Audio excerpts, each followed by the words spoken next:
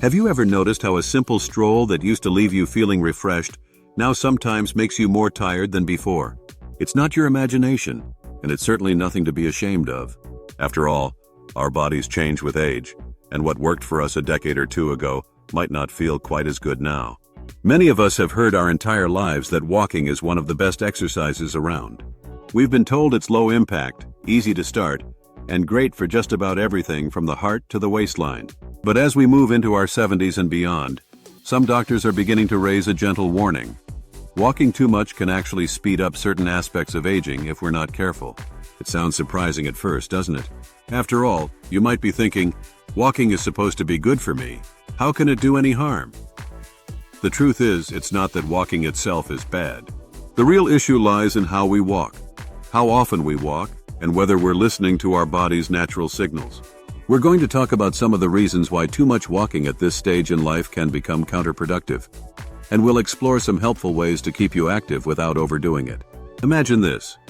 You wake up eager to start your day, lace up your shoes, and head out the door for your morning walk.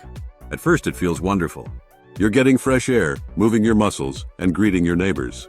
But maybe you notice a familiar ache creeping into your knees. Or you realize your energy seems to drain faster than it did even a couple of years ago. You push through it because that's what we're often taught. To keep going, to power through. Yet powering through can lead to unexpected issues, such as joint strain, muscle fatigue, and an overall sense that you're wearing down instead of building up. Doctors who study the effects of exercise on aging say that the key isn't to stop walking altogether. It's to listen more closely to your body's cues. If your walks consistently leave you feeling exhausted or dealing with lingering pain, there may be a better way to keep active without sacrificing your comfort and health. Let's begin by looking at one crucial area: understanding your body's signals. It's easy to shrug off the little warnings our joints and muscles send us. We get so used to pushing ourselves because society tells us to keep moving and stay on our feet. Yet as the years go by, the body's natural repair mechanisms become a bit slower. Strains and aches that would have healed quickly at 40 might demand more rest at 70. It's not a sign of weakness, it's simply the body saying, I need a bit more care now. When you feel that sharp twinge in your knee or notice that your hips feel unsteady, it's a message that your body is adjusting. This is the time to respond kindly rather than forcing yourself to do more. If you do enjoy a walk, but you find yourself hobbling through the front door afterwards, try shortening the distance or reducing the pace. Instead of an hour-long brisk walk, experiment with 20 or 30 minutes at a gentler rhythm, then check in with yourself. If you still feel drained, it might be time to explore a different form of movement that's more supportive of your joints, like gentle chair exercises, light yoga, or water-based activities. None of this means you're giving up on staying fit. On the contrary, you're doing exactly what's best, respecting the ways in which your body is evolving. Another point to remember is that walking the same route day in and day out can sometimes lead to repetitive stress on certain joints. This repetitive stress can gradually wear down areas that are already vulnerable. If you notice that certain parts of your legs or lower back complain after walking the same path, consider mixing up your routine. The goal is not to eliminate activity, but to distribute the strain more evenly across different muscle groups. Just as you wouldn't want to eat the same exact meal 3 times a day every day for a year, you don't want your body to move in precisely the same pattern all the time either. Even small adjustments, like changing the direction of your route or adding brief pauses for stretching, can make a surprisingly big difference. Our bodies thrive on variety, especially when we're aiming to maintain vitality in our later years. Now let's talk about balancing your daily movement routine in a way that gives you the benefits of being active without overtaxing your muscles and joints. Sometimes the problem isn't that walking is bad. It's that it might be overshadowing other forms of movement that are equally, if not more, beneficial. One approach involves incorporating short, low-impact exercises throughout your day instead of going all in on a long walk that leaves you drained. Imagine taking a brief, gentle walk in the morning, then spending a few minutes doing simple stretches in the afternoon, followed by a bit of standing balance practice or light dancing in the evening. Instead of pounding the pavement for an hour in one go, you're sprinkling different forms of activity throughout your day. This way, you're still reaping the benefits of moving, but you're giving your body intervals of rest and variety. It's also worth thinking about how you recover.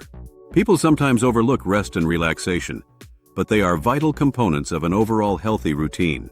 You might try adding some brief relaxation techniques into your day. Perhaps a moment of deep breathing when you first wake up, or a calming visualization before bed. Little practices like this reduce stress hormones in the body, which can exacerbate inflammation and make aches feel worse. By prioritizing mental and physical rest, you're also setting yourself up for more enjoyable, pain-free movement the next day. This doesn't mean you lie around on the couch all day.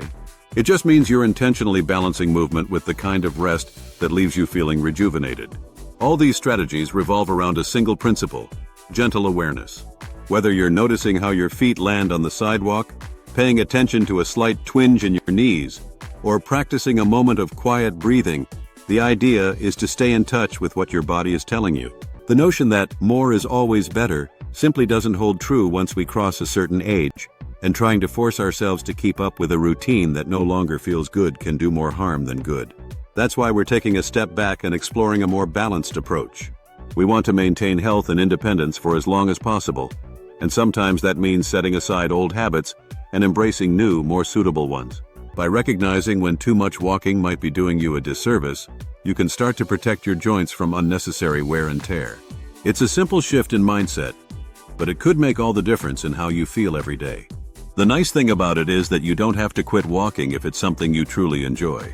It might just mean taking shorter walks, walking less frequently, or interspersing those walks with other activities that add variety and reduce repetitive strain. The body appreciates those kinds of gentle changes, and over time, you might notice better energy levels and fewer nagging aches. Taking even one small step in this direction can change your outlook, giving you more freedom to do the things you love without being sidelined by pain or fatigue. It's amazing how a little adjustment here and there can bring a sense of renewed possibility. Feeling good in your body is what really matters, because it affects not only how you move, but how you interact with the world around you. It's the difference between dreading a morning walk as a chore and looking forward to staying active in a way that lifts your mood and supports your health.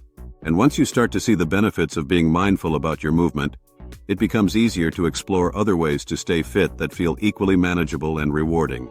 Now that we've explored why walking can be a double-edged sword and how to adapt your routine, it's time to look a bit deeper into other steps you can take for a healthier, happier life in your 70s and beyond.